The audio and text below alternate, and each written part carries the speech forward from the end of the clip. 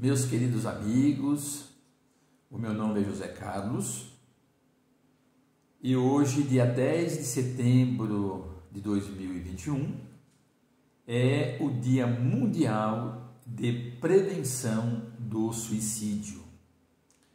Essa data foi criada em 2003 pela Associação Internacional para a Prevenção do Suicídio, em conjunto com a Organização Mundial de Saúde.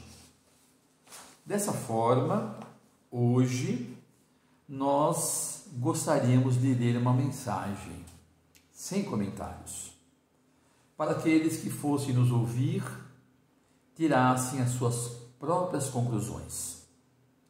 É uma mensagem reflexiva do livro Estante da Vida, psicografia de Chico Xavier, de autoria do espírito Irmão X.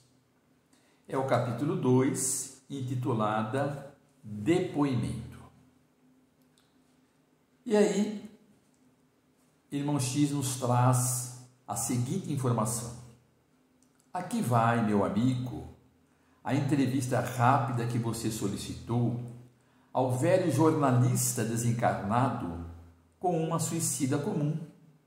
Sabe você, quanto eu, que não existem casos absolutamente iguais. Cada um de nós é um mundo por si. Para nosso esclarecimento, porém, devo dizer-lhe que se trata de jovem senhora que há precisamente 14 anos largou o corpo físico por deliberação própria, ingerindo formicida. Mais alguns apontamentos, já que não podemos transformar o doloroso assunto em novela de grande porte. Ela se envenenou no rio, aos 32 anos de idade, deixando o esposo e um filhinho em casa. Não era pessoa de cultura excepcional, do ponto de vista de cérebro, mas caracterizava-se na terra por nobres qualidades morais, moça tímida, honesta, operosa, de instrução regular e extremamente devotada aos deveres de esposa e mãe. Passemos, no entanto, às suas 11 questões e vejamos as respostas que ela nos deu e que transcrevo na íntegra. A irmã possuía alguma fé religiosa que lhe desse convicção na vida depois da morte? Seguia a fé religiosa, como acontece a muita gente que acompanha os outros no jeito de crer, na mesma situação com que se atende aos caprichos da moda. Para ser sincera, não admitia fosse encontrar a vida aqui, como a vejo, tão cheia de problemas, ou talvez mais cheia de problemas que a minha existência no mundo. Quando sobreveio a morte do corpo, ficou inconsciente ou consciente? Não conseguia sequer mover um dedo, mas, por motivos que ainda não sei explicar, permaneci completamente lúcida e por muito tempo. Quais as suas primeiras impressões ao verificar-se desencarnada? Ao lado de terríveis sofrimentos, um remorso indefinível tomou conta de mim.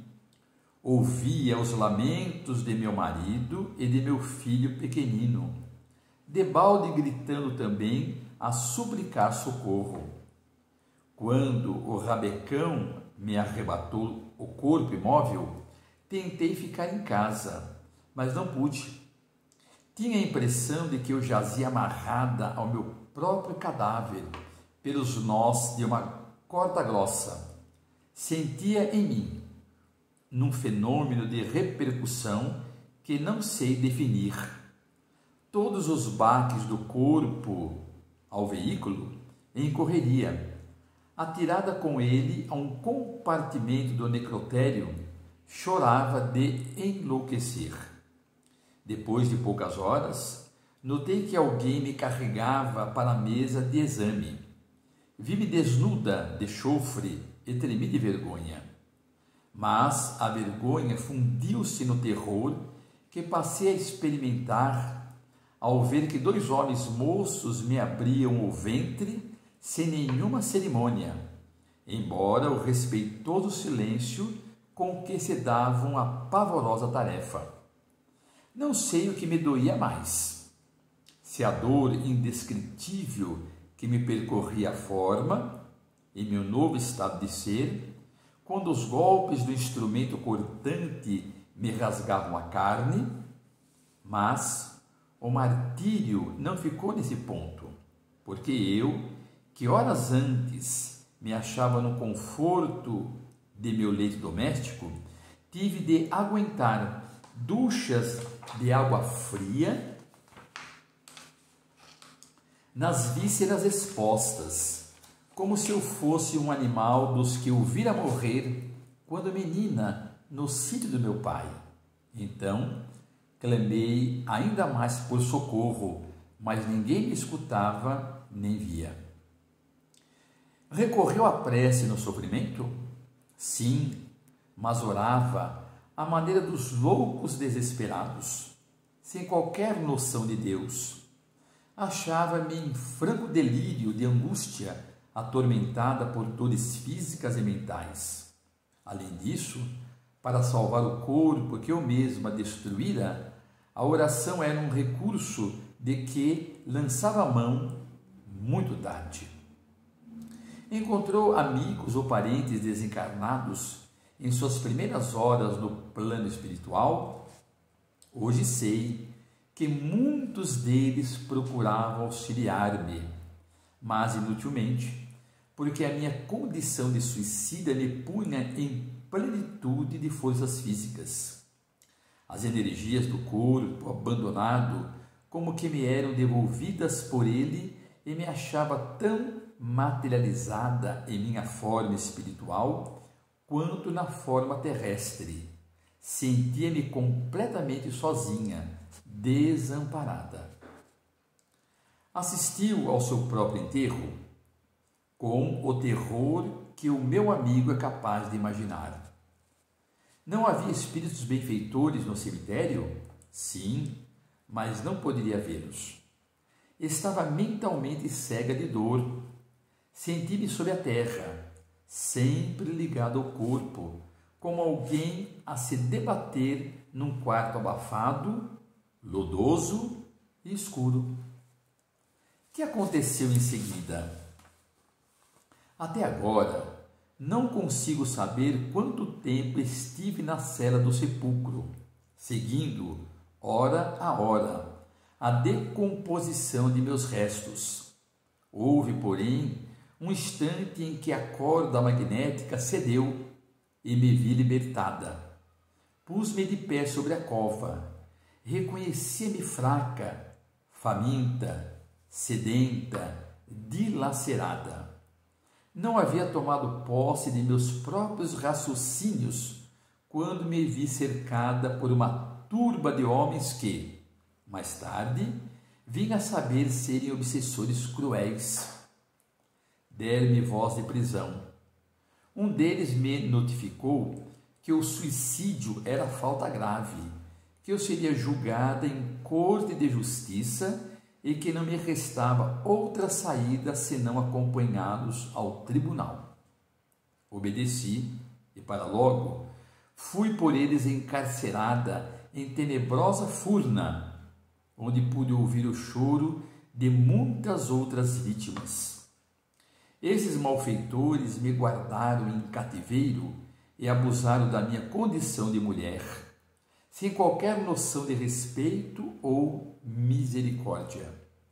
Somente após muito tempo de oração e remorso, obtive o socorro de espíritos missionários, que me retiraram do cárcere depois de enormes dificuldades, a fim de me internarem num campo de tratamento. Por que razão decidiu-se matar-se? Ciúmes de meu esposo, que passara a simpatizar com outra mulher. Julga que a sua atitude lhe trouxe algum benefício? Apenas complicações. Após 6 anos de ausência, ferida por terríveis saudades, obtive permissão para visitar a residência que eu julgava como sendo minha, no Rio de Janeiro. Tremenda surpresa. Em nada adiantara o suplício. Meu esposo, moço ainda, necessitava de companhia, escolhera para segunda esposa a rival que eu abominava. Ele e meu filho estavam sob os cuidados da mulher que suscitava ódio e revolta. Sofri muito em meu orgulho abatido. Desesperei-me. Auxiliada pacientemente, contudo, por instrutores caridosos, adquiri novos princípios de compreensão e conduta. Estou aprendendo agora a converter aversão em amor. Comecei procedendo assim por devotamento a meu filho, a quem ansiava estender as mãos e só possuía no lar as mãos dela, habilitadas a me prestarem semelhante favor. A pouco e pouco notei-lhe as qualidades nobres de caráter e coração e hoje a amo, deveras por irmã de minha alma.